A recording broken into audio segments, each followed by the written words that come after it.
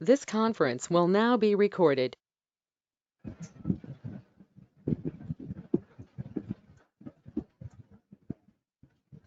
Door వేసి mask తీసేస్తా door దగ్గర గాలి అడ్డం లేదు.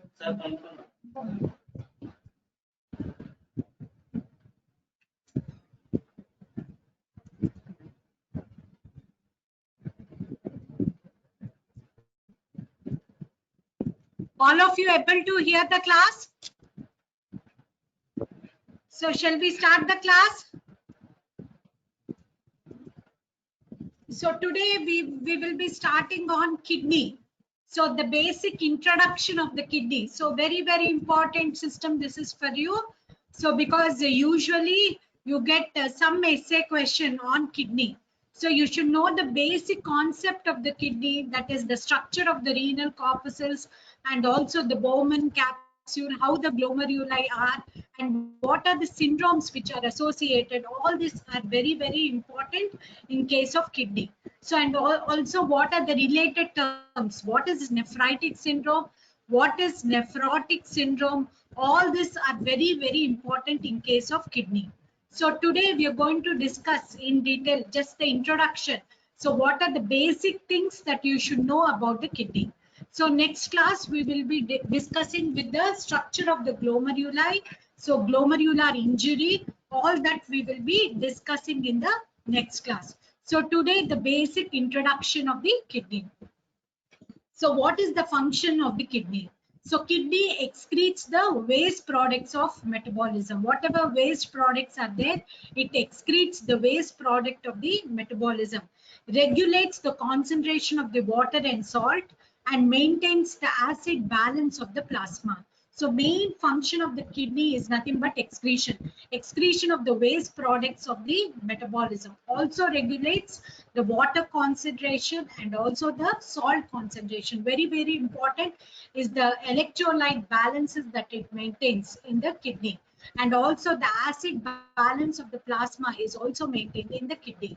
And other important function, very important, erythropoietin is secreted by the kidney. Renin, very important, that is aldosterone angiotensin system. Renin is secreted by kidney as well as prostaglandins. So the kidney main function is the excretion of the waste products of the metabolism, and also that is regulates the water and also that is salt concentration and maintains the acid balance of the plasma, and also an important endocrine organ.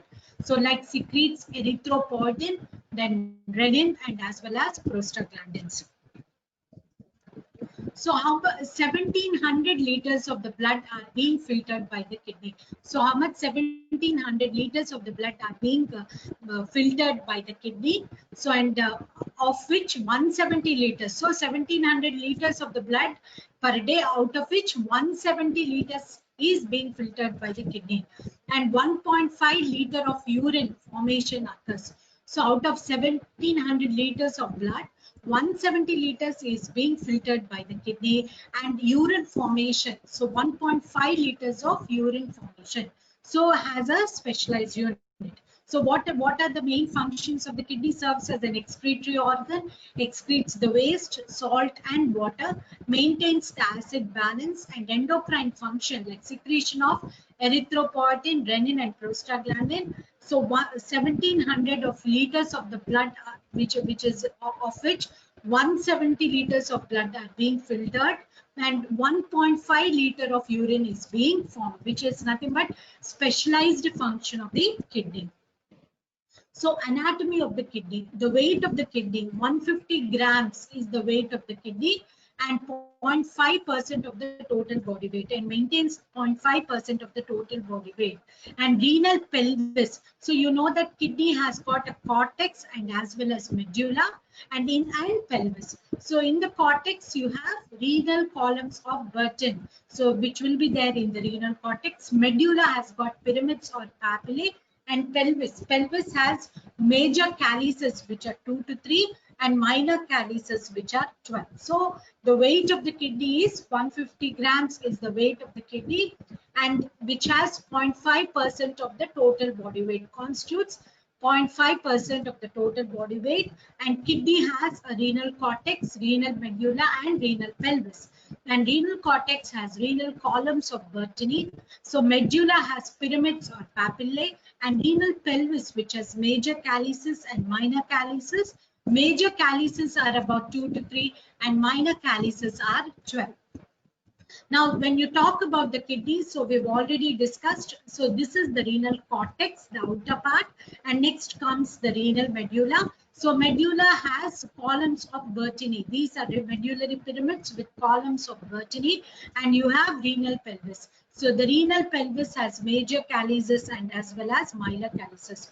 So structure of the kidney, you have external, the outer layer, which is called as renal cortex, the inner layer, which is renal medulla, and as well as renal medulla has columns of Bertini, and renal pelvis, so which has got major calyces as well as minor calyces. So the blood supply of the kidney. So the kidney, for the blood supply, almost of 25% of the cardiac output goes to the kidney. So nearly 25% of whatever cardiac output is there, that goes to the kidney.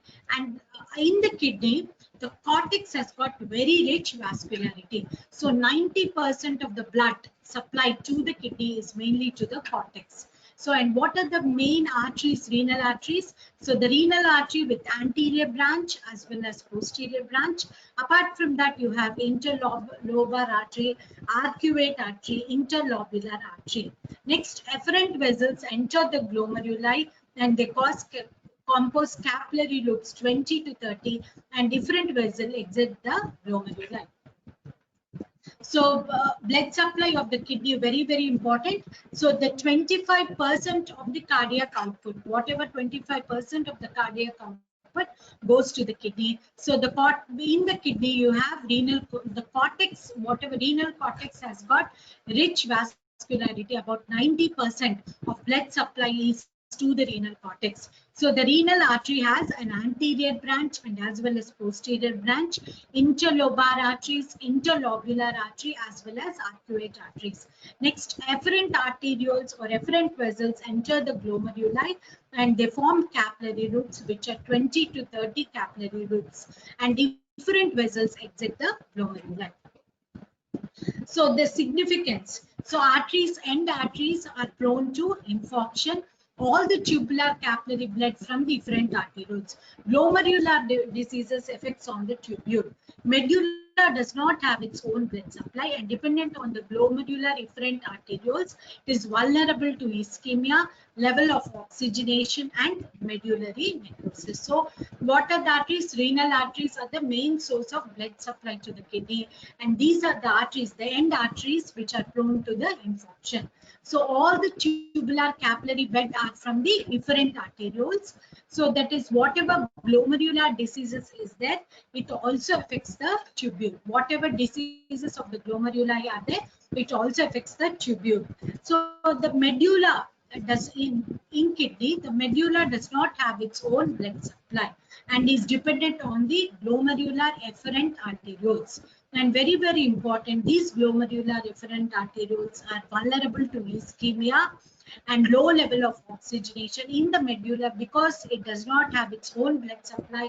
It is also prone to the medullary necrosis. So like cortex has got rich vascularity, but medulla is dependent on the glomerular efferent arterioles for the blood supply. So medullary area of the kidney so is more prone to necrosis because so cortex has rich vascularity, medulla does not have its own blood supply, only depends upon efferent arterioles. So it is prone to the medullary necrosis and has low level of oxygenation and also vulnerable to the ischemia. So this is the kidney. In the kidney, you have interlobar artery and also interlobular artery, giving off efferent arterioles to the glomeruli. And then you have what is called as an arcuate artery. So this is the structure of the kidney. So kidney has renal cortex and as well as renal medulla, cortex and also medulla. And in the medulla, you have interlobar artery. Interlobar artery which gives rise to arcuate artery, and interlobar artery going to the cortex gives rise to interlobular artery, which gives off efferent arterioles to the glomeruli. So this happens in the kidney. So kidney, you have what is called as interlobar artery in the medulla, gives rise to arcuate artery, then comes interlobular artery with efferent arterioles to the glomeruli. So the glomeruli has got anastomosing network of capillaries and has fenestrated endothelial lining, so with 70 to 100 nanometer. So GBM has got glomerular basement membrane, has thick electron dense central layer which is called lamina densa, lamina rara interna and lamina rara externa. So these are the structure of the glomeruli. Glomeruli has got network of capillaries, that is anastomosing has got anastomosing network of capillaries, and the lining of these capillaries is by the endothelial cells. Endothelial cells with spaces, that is why it is called as fenestrated endothelial cells, so which has 70 to 100 nanometer diameter. Now glomerular basement membrane, so glomeruli with anastomosing network of capillaries, the capillaries lined by endothelial cells which are 70 to 100 nanometer, and the glomerular basement membrane has got 3 layers. So what are the 3 layers in case of glomerular basement membrane? Lamina rara externa, lamina rara interna, and thick electron dense central layer, so which is lamina densa. So these are the 3 layers of the glomerular basement membrane. So glomerular basement membrane has got 3 layers: lamina rara externa, lamina rara interna, and also thick electron dense central layer which is lamina densa. So these are the 3 layers of glomerular basement membrane. So glomerular basement membrane has lamina rara externa and interna, and also thick electron dense central layer which is lamina densa. So, and also glomerular basement membrane contains type 4 collagen, laminin, heparin sulfate, fibronectin, and tactin, as well as glycoprotein. So the glomerular basement membrane has got all these things. So the type 4 collagen, so laminin, heparin sulfate, fibronectin, and tactin, as well as glycoprotein. So this the basement membrane contains. So the glomerular basement membrane consists of type 4 collagen, laminin, heparin, fibronectin, and tactin, as well as glycoprotein. Glomerular basement membrane is a complex collagenous superstructure. So what are there in GBM contains? All these are very, very important. It has collagen, laminin, heparin sulfate, fibronectin, and tactin, as well as glycoprotein. Very, very important. Now you know the glomerular basement membrane is a collagenous superstructure. It is a complex structure, collagenous superstructure. It has glycoprotein, acidic proteoglycans which attach to the non-collagenous domain. So non-collagenous domain, they form helix formation, assembly of collagen monomers into the basement membrane. It is very critical to understand the glomerular disease, and GBM determines the permeability. So glomerular basement membrane, the structure is a complex structure and has collagenous superstructure, and the basement membrane has glycoprotein, acidic proteoglycan which attach to non-collagenous domain. Non-collagenous domain, they form helix formation, assemblage of collagen monomers. So basement membrane is made up of superstructure of the collagen monomers and is also made up of glycoprotein, acidic proteoglycan which attach to non-collagenous domain. Non-collagenous domain has helix formation. So it is very, very important to understand the glomerular diseases, and glomerular basement membrane determines the permeability. एक 12 में हम पॉपट हाथ सिखाते थे. So next very important thing is not only glomerular basement membrane, the other important thing is knowing about food process or the food process or the. Please don't make noise. Please don't make noise. No talking, please. Mute yourself, all of you. Mute yourself. So glomerular, so we spoke about the structure of the glomerulus. So how the glomerulus is and what are the layers of the glomerulus, and apart from lamina dura, interna, externa, lamina densa, lining of the glomerulus, that is endothelial lining, and what are the glomerular structure. It is a collagen superstructure, and what it is made up of, acidic proteoglycan, collagen, all this are very, very important in case of glomerular basement membrane. Next important thing is a podocyte. Podocyte or food process is nothing but visceral epithelial cells. Visceral epithelial cell and laminar area externa of the basement membrane.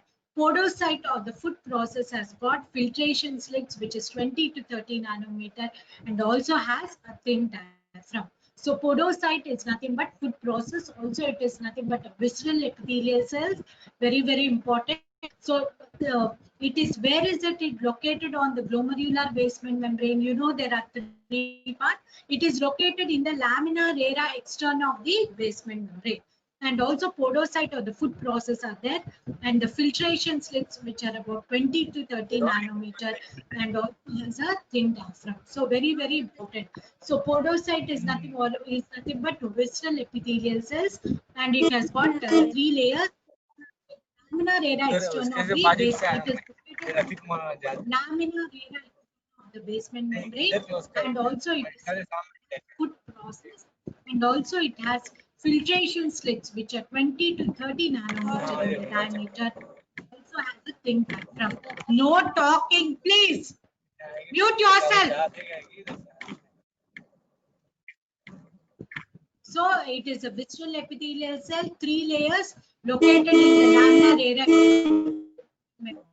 So podocyte has got food process and also filtration slits which are 20 to 30 nanometer, also has a thin diaphragm.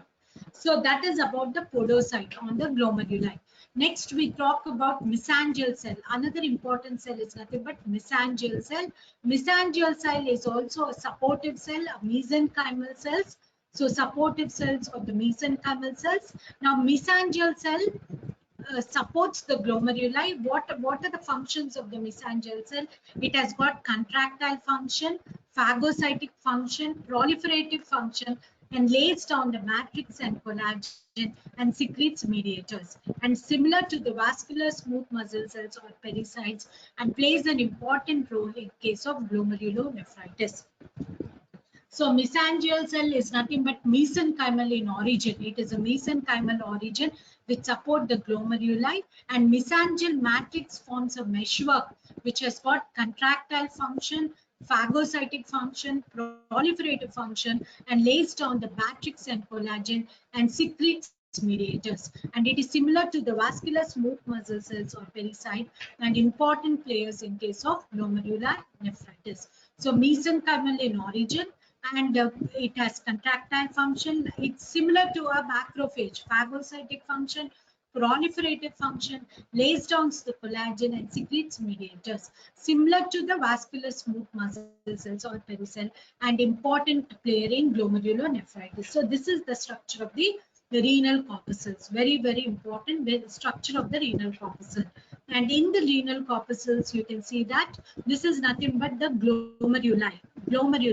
So this glomeruli, which is in the form of a helix, a glomeruli, and this glomeruli, you can have this glomeruli has a lining which is nothing but an endothelial lining. This helix formation is there, endothelial lining, and these efferent arteriole, they open into the glomerular loops. They open into the glomerular capillary loops, and this is nothing but the inner lining. This is visceral epithelium, and this is the parietal epithelium or parietal layer of the glomerular capsule. So, and this is proximal convoluted tubule, structure of the renal corpuscles. The glomeruli with fenestrated capillary loops. This is fenestrated capillary loop, an efferent arteriole, and what you have is nothing but urinary space. So urinary space between the visceral epithelium, which is inner lining of the glomeruli, and outer, that is parietal layer and glomerular capsule, and this is nothing but proximal convoluted tubule. So these are nothing but food process or the podocytes. So which are nothing but visceral epithelial cells on the glomeruli. This you are appreciating in electron microscopy. This is not protein microscopy. This is an electron microscopy. These are nothing but the what are called as visceral epithelial cells or visceral epithelial cells or podocytes with food process. They're located on the they're visceral epithelial cells and they're located on the laminar area externa of the glomerular basement membrane. So this you can see that the podocyte or the podocyte with food process. These are nothing but food process of the podocyte. And this is nothing but glomerular capillary. So glomerular capillary with podocyte and along with the food process, and this is nothing but glomerular capillary with podocyte with the process. So the podocyte or the food process. Now this podocyte or the food process has podocyte has food process here, and it is nothing but visceral epithelial cells which is located in the laminar area externa of the glomerular basement membrane. Laminar area externa, which is nothing but visceral epithelial cell, and you know that it has got slit diaphragms. So what you can see that it has many slit diaphragm pores and as well as endothelial. You can also see that there is a mesangial which is there in the glomerular this food process or podocyte. So podocyte or the food process is nothing but a visceral epithelial cell, and this podocyte or the food process with the visceral epithelial cells with the primary process, or these are nothing but pedicels or the food process, and they have got mesangial cell or supporting cells, and these podocytes or the food process are located on the laminar area externa of the basement membrane. And there are also filtration or the filtration slits you can also see, or four endothelial cells and as well as slit diaphragm. So this is the structure of the visceral epithelial food process and pedicel and mesangial cell, and this is nothing but basement membrane, laminar area basement membrane. This is endothelial cells and slit diaphragm. So you can see how it is located on the capillary, located on the glomerular capillaries. So finally, that is the structure of the glomerular. So this is nothing but the glomerular basement membrane, which is in the form of fenestration. There are spaces in case of the glomerular basement membrane, and this is nothing but the endothelial lining of the glomerular basement membrane with fenestration. And also you can see that internally, you can see that you can also see these are nothing but the food process with the nucleus cytoplasm, and these are nothing but mesangial cells, the mesangial matrix. So this is nothing but the glomerular cap. So the glomerular capillary, so which has what is called as podocyte with the food process you can see, and the glomeruli with the fenestrated endothelial lining and the nucleus, and you can also see that mesangial cells with the mesangial matrix. So these are nothing but glomerular capillary. The glomerular capillary has podocyte of the food process, and the glomeruli has fenestrated endothelial lining and nucleus of endothelial cell, mesangial cells with the mesangial matrix. So overall, the structure of the glomerulus is very, very important. It is in the form of helix, and the glomerular, these are all glomerular capillary roots that you see. In the center, you can see that what you can see are the mesangial cells. The mesangial cells have a supportive framework you can see in case of mesangial cells with the mesangial matrix, and also the endothelium, whatever the endothelium is there. So lining the glomeruli. So you have endothelial cells which are lining the glomeruli. So the endothelial cells which are lining the glomeruli, so what they exhibit is fenestration. So fenestration, the gaps that you see are nothing but fenestration in case of the endothelial cells of the glomeruli. Okay, and what about the inner layer, which is nothing but the visceral epithelial cells, and this is nothing but parietal epithelial cells. What you can see are the podocytes that is visceral epithelial cells or the podocyte, which are located in the laminar area externa of the basement membrane, and this is the parietal epithelial. So this is nothing but the structure of the renal glomerulus. So renal glomerulus, you have a inner lining that you have what are called as capillary loops, which you have, and the lining, the external epithelial, which is a inner lining, parietal epithelium, which is external lining, and the glomerular capillaries, which are lined by endothelial cells. You have foot processes, which are located on the laminar area externa of the basement membrane, and you also have the mesangial cells, which have supportive framework with mesangial matrix, which are located. So the glomerulus have what are called as capillary loops, which are located, and you have parietal and distal epithelium with the urinary space, and also that is mesangium, which forms a supportive framework. So next, so the normal glomerulus, so the glomerular is highly permeable to the water and also small solutes. And the glomerulus has got fenestrated nature of endothelium. So you know that endothelium has fenestrated nature, is impermeable to the protein like albumin, which has 3.6 nanometer radius and 17 kilodalton. So glomerular barrier function, it is size dependent variant. So dependent on the size, and it is larger, less permeable, and charge dependent variant, dependent in charge, more cationic, which is more permeable. So the glomerulus maintains the normal glomerular filtration, and it has got high permeability to water and as well as solutes, and the glomeruli has got fenestrated nature of the endothelium. Whatever endothelium, it has got fenestrated nature of endothelium. It is impermeable to proteins such as albumin, which has 3.6 nanometer in diameter, and the glomerular barrier function, it is dependent. So it is mostly permeable to water and solutes, impermeable to albumin, which has radius of 3.6 nanometer, and the glomerulus has got highly fenestrated nature. Glomerular barrier function, it is size dependent barrier. So it dependent on the size, the larger the size, less permeable, and charge dependent variant, dependent on charge, more cationic, more permeable. So glomerular function of the glomeruli, it is size dependent variant, depends on the size. Larger the size, so it is larger the size of the particle, it is less permeable. Charge dependent variant, more cationic, more permeable. Anionic, it is usually not permeable. So it is size dependent, larger size, less permeable.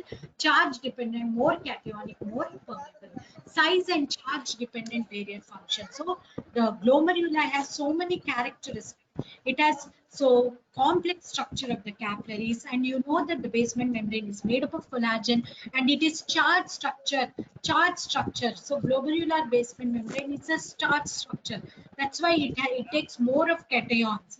It has more of anions. It takes more of cations.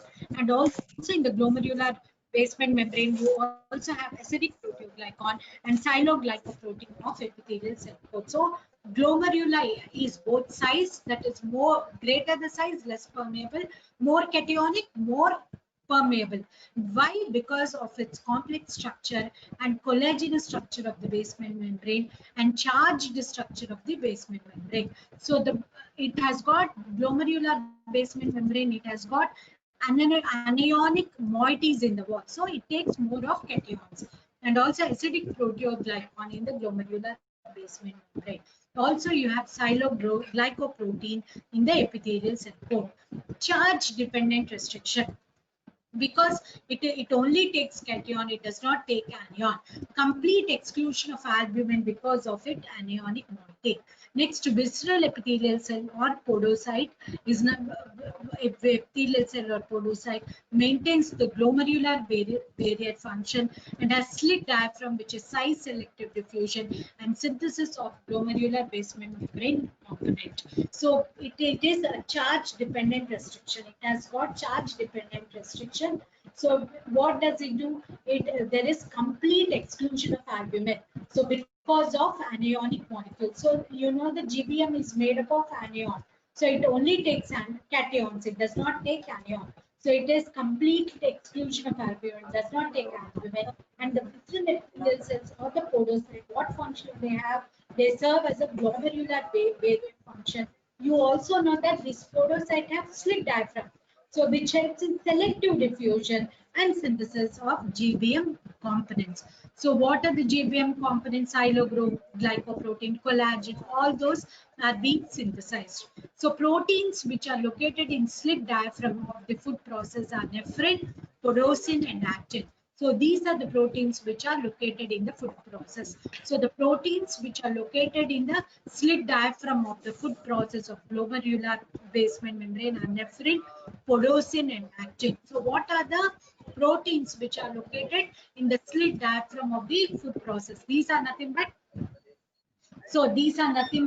nephrin, podosin, and also the actin. So any mutation in these genes, so encoding these protein, that is nephrin, podosin, or actin, causes nephrotic syndrome or the protein leakage through the GBM. So the proteins which are located in the slit diaphragm of the food process, which control the permeability, are nephrin, podosin, actin. Any mutation in nephrin, podosin, or actin causes the leakage of the protein. So and cause what is called as a nephrotic syndrome.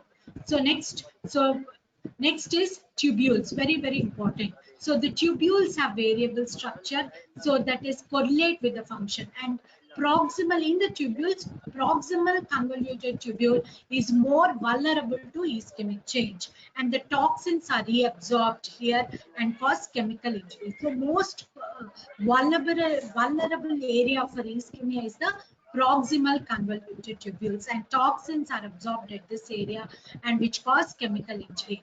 So the juxtaglomerular apparatus consists of juxtaglomerular cells, macula densa, and Lassus cells for non-granular and juxtaglomerular apparatus, which is an endocrine organ, which is source of renin.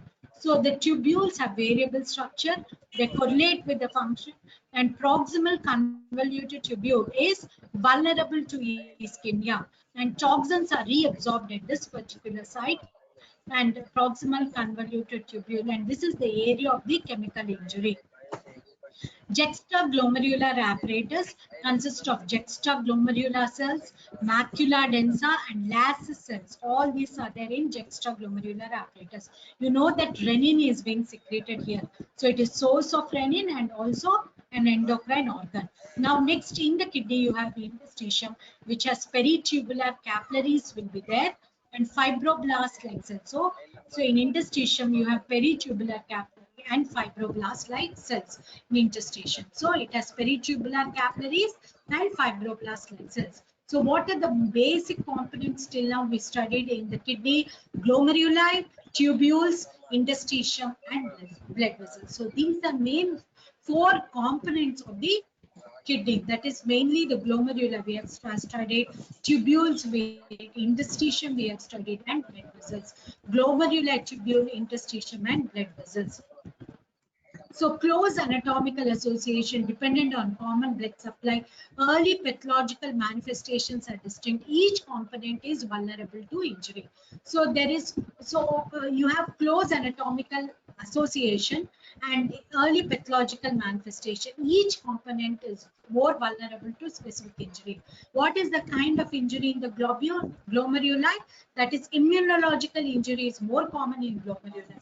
What is the kind of injury in tubules? Toxic injury. It is and prone to the infection. Toxic injury can occur in this particular part, tubule, and infection. And usually more than one structure is affected. So the interdependence of the kidney is both anatomical and functional. So kidney has got a distinct blood supply, and also each component of the kidneys. For example, glomeruli has more of immunological injury. Tubules has toxin-related injury or infection.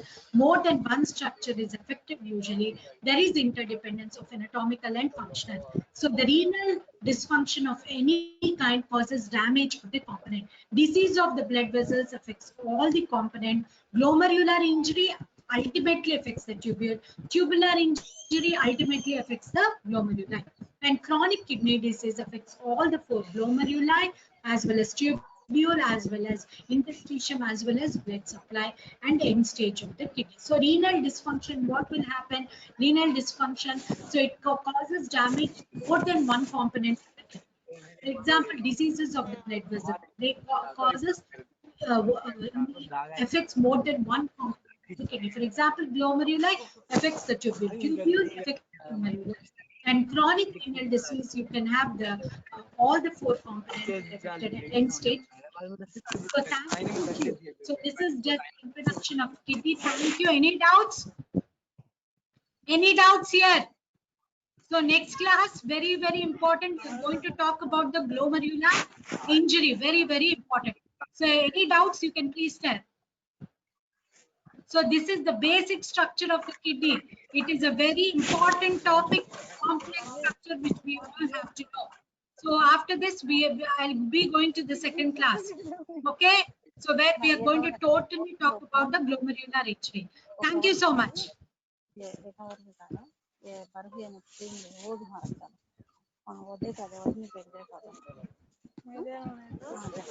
जा कौन दिए थे क्या